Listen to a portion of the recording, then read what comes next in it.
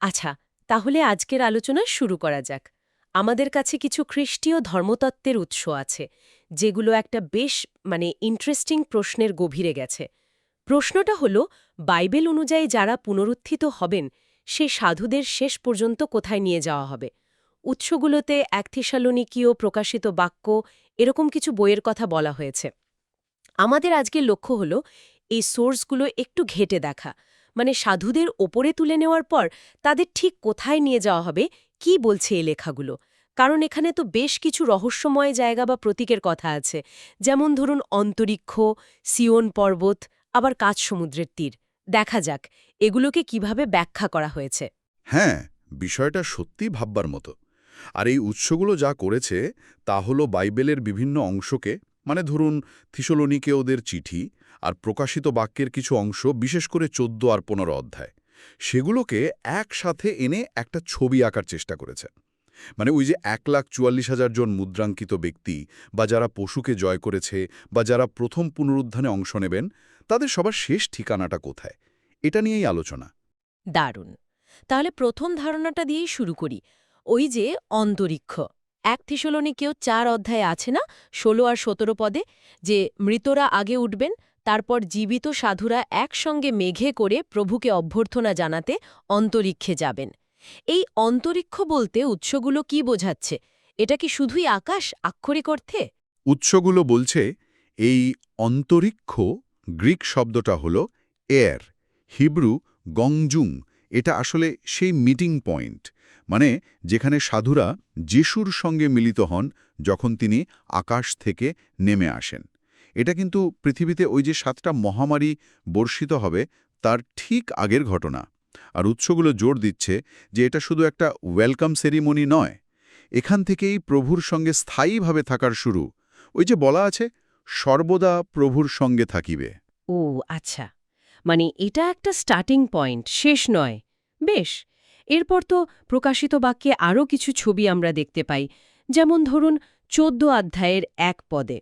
সেখানে মেষশাবক দাঁড়িয়ে আছেন সিয়ন পর্বতে, আর তার সঙ্গে ১,৪৪,০০০ জন লোক, যাদের কপালে তার আর তার পিতার নাম লেখা। কারা এই ১,৪৪,০০০, আর সিয়ন পর্বতটা এখানে কিসের প্রতীক? উৎসগুলোর মতে এই ১,৪৪,০০০ জন হলেন ঈশ্বরের বিশেষভাবে মুদ্রাঙ্কিত দাস, মানে মানবজাতির মধ্য থেকে উদ্ধার পাওয়া প্রথম ফল বা ফার্স্ট ফ্রুটস। আর এখানে একটা ইন্টারেস্টিং কানেকশন টানা হয়েছে। উৎসগুলো মনে করছে এরাই সম্ভবত প্রকাশিত বাক্য ১১ অধ্যায়ের সেই ২ সাক্ষী। তাই নাকি? তারও এমন মনে করছে? কারণ হিসেবে বলছে দুটো দলকেই কিন্তু বিশেষ সুরক্ষা দেওয়া হয়েছে শেষ সময়ে। আর তারা দুজনেই প্রায় ৩.৫ বছর ধরে ঈশ্বরের হয়ে কথা বলবেন, মানে ভবিষ্যৎবাণী করবেন, পশুর শাসনের বিরুদ্ধে মানুষকে সাবধান করবেন। আচ্ছা, বেশ যুক্তিযুক্ত লাগছে। আর সিয়ন পর্বত নিয়ে এর প্রতীকী মানে কি? উৎসগুলো এখানে কয়েকটা সম্ভাবনার কথা বলেছে। এটা হতে পারে ঈশ্বরের মন্দির, বা তার সিংহাসনের জায়গা, অথবা স্বর্গীয় জেরুসালেম। কেউ কেউ মনে করেন এটা বিশ্বাসীর দেহও হতে পারে, যেখানে পবিত্র আত্মা থাকেন। তবে প্রকাশিত বাক্য ১৪ অধ্যায়ের কনটেক্সটে উৎসগুলো জোর দিচ্ছে যে এটা মূলত স্বর্গীয় সিংহাসনের সামনের জায়গা, যেখানে মেষশাবক আছেন, তার সঙ্গীরাও তো সেখানেই থাকবেন, তাই না? ঠিক। তা এই বিশেষ ১৪,৪০০ জনকে কখন মুদ্রা দেওয়া হবে? এর কি কোনো নির্দিষ্ট টাইমলাইন আছে? কখন এই সিলিংটা হবে? হ্যাঁ, উৎসবগুলো এ ব্যাপারে বেশ স্পেসিফিক। তারা বলছে এই মুদ্রাঙ্কনটা হবে পৃথিবীর উপর চূড়ান্ত বিচার শুরু হওয়ার আগে, সম্ভবত সপ্তম শিলমোহর খোলারও আগে, অথবা ধরুন পঞ্চম বা ষষ্ঠ তুরি বাজারও আগে। আগে? কেন? কারণ হলো যাতে তারা আসন্ন বিচার থেকে রক্ষা পায়। বিশেষ করে পঞ্চম তুরির সময় যে একটা ভয়ঙ্কর পঙ্গপালের মহামারী আসবে বলা আছে, সেটা যেন এদের কোনো ক্ষতি করতে না পারে। বাইবেলে বলা আছে ওই পঙ্গপাল শুধু তাদেরই ক্ষতি করবে যাদের কপালে ঈশ্বরের মুদ্রা নেই। এই ১,৪৪,০০০ জনের ৩.৫ বছরের কাজ শেষ হওয়ার পরেই কিন্তু প্রকাশিত বাক্যে ওই যে শস্য সংগ্রহ আর দ্রাক্ষা মারাইয়ের ঘটনাগুলো ঘটে, হ্যাঁ, হ্যাঁ। যেগুলো যথাক্রমে প্রথম পুনরুত্থান আর দুষ্টদের বিচারকে নির্দেশ করে। বোঝা গেল। তাহলে ১,৪৪,০০০ জন সিয়ন পর্বতে মেষশাবকের সঙ্গে, কিন্তু ঠিক পরের অধ্যায়ে ১৫ অধ্যায়ের ২-৩ পদে আমরা আবার আরেকটা দল দেখছি, যারা পশুকে, তার মূর্তি আর তার নামের সংখ্যাকে জয় করেছে, তারা ঈশ্বরের বিনা হাতে কাচ সমুদ্রের তীরে দাঁড়িয়ে মসি আর মেষশাবকের গান গাইছে। এই কাচ সমুদ্রের তীর এটা আবার কোথায়? উৎসগুলো ব্যাখ্যা করছে যে এই কাঁচ সমুদ্র বা স্ফটিক সমুদ্র এটা আসলে ঈশ্বরের সিংহাসনের সামনেই আছে। প্রকাশিত বাক্য 4 অধ্যায়ে 6 পদেও এর উল্লেখ পাই আমরা। এটা প্রতীকীভাবে হয়তো স্বর্গীয় জগৎ আর নিচের জগতের মধ্যে একটা সীমানা বা বিভেদ রেখা বোঝায়। আর যারাই তীরে দাঁড়িয়ে গান গাইছেন তারা হলেন সেই সব শহীদ সাক্ষী যারা পশুর ভয়ঙ্কর শাসনকালে জয়ী হয়েছেন, নিজেদের বিশ্বাস ধরে রেখেছেন। এখানে উৎসগুলো একটা দারুণ তুলনা টেনেছে জানেন। কি রকম? যেমন ইসরায়েলীয়রা লোহিত সাগর পার হয়ে ফেরাউনের হাত থেকে রক্ষা পেয়েছিল, তারপর তারা ঈশ্বরের জয়গান গেয়েছিল, মুশির গান। হ্যাঁ, যাত্রা পুস্তকে আছে। ঠিক সেভাবেই এই শেষকালের বিজয়ীরাও, মানে যারা পশুর শাসনের অত্যাচাররূপী সাগর পার হয়েছেন, তারা কাঁচ সমুদ্রের তীরে দাঁড়িয়ে মেষশাবকের গান গাইবেন। দুটো গানই কিন্তু মুক্তি, উদ্ধার আর বিজয়ের গান। বাহ, এই তুলনাটা তো অসাধারণ। এটা পুরো বিষয়টাকে একটা অন্য আলোতে ফেলছে। কিন্তু একটা প্রশ্ন আসছে মনে। ৪৪,৪০০ জন সিয়ন পর্বতে আবার পশুকে জয় করা সাধুরা কাঁচ সমুদ্রের তীরে, তাহলে কি এরা দুটো আলাদা দল? মানে তারা কি ভিন্ন ভিন্ন জায়গায় যাচ্ছেন? এই প্রশ্নটাই কিন্তু খুব জরুরি, আর উৎসগুলো এই ধারণাটাকে একদম নাকচ করে দিচ্ছে। তাদের যুক্তি হল সিয়ন পর্বতে দাঁড়ানো ৪৪,৪০০ জন আর কাঁচ সমুদ্রের তীরে দাঁড়ানো বিজয়ীরা এরা আসলে একই দলের অংশ। একই দল? সত্যি, হ্যাঁ। এরা সকলেই হলেন প্রথম পুনরুত্থানে অংশ নেওয়া শহীদ সাক্ষী। তারা সবাই একই সময়ে, মানে সপ্তম তুরি বাজার পর পুনরুত্থিত আর পরিবর্তিত হন, আর সবাই একসঙ্গে অন্তরিক্ষে প্রভুর সঙ্গে মিলিত হন, যেটা আসলে ঈশ্বরের সিংহাসনের সামনেরই একটা জায়গা বা অবস্থাকে বোঝায়। তার মানে একই সময়ে একই জায়গায় তাদের দেখা হচ্ছে, শুধু দুটো ভিন্ন প্রতীকের মাধ্যমে। কিন্তু তাহলে তাদের এভাবে আলাদা করে দেখানোর কারণটা কি? কেন এই দুটো ভিন্ন ছবি? উৎসগুলোর ব্যাখ্যা অনুযায়ী এই ভিন্নভাবে দেখানোর কারণ হল তাদের বিশেষ ভূমিকা বা অভিজ্ঞতাকে হাইলাইট করা। ৪৪,৪০০ জনকে সিয়ন পর্বতে দেখানো হয়েছে সম্ভবত তাদের বিশেষ দায়িত্বের জন্য। তারা হলেন রক্ষাকর্তা, ভবিষ্যৎবক্তা, ঈশ্বরের জন্য উৎসর্গীকৃত প্রথম ফল।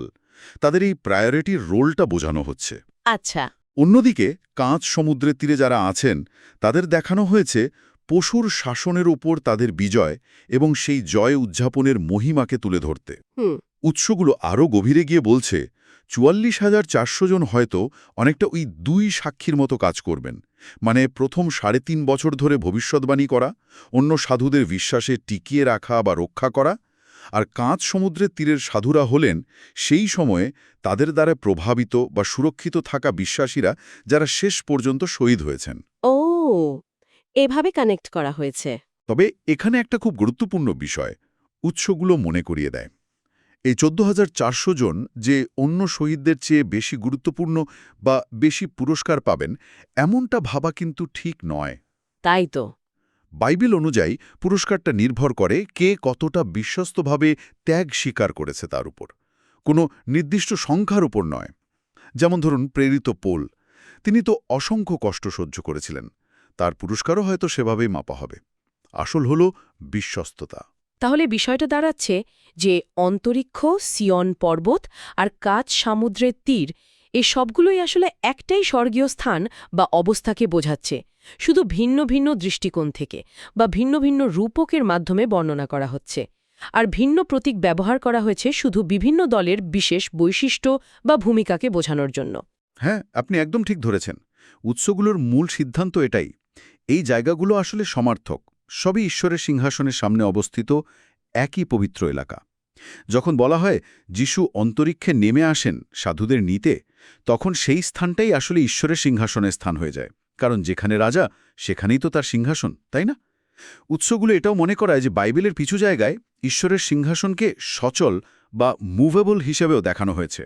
সুতরাং বটম লাইন হল সমস্ত শহীদ সাক্ষী, মানে পুরাতন নিয়ম থেকে শুরু করে নতুন নিয়ম এবং শেষকালে যারা খ্রিস্টের জন্য জীবন দিয়েছেন সবাই, তারা সকলেই একসঙ্গে প্রথম পুনরুত্থানে অংশ নিয়ে এই স্বর্গীয় স্থানে উঠবেন।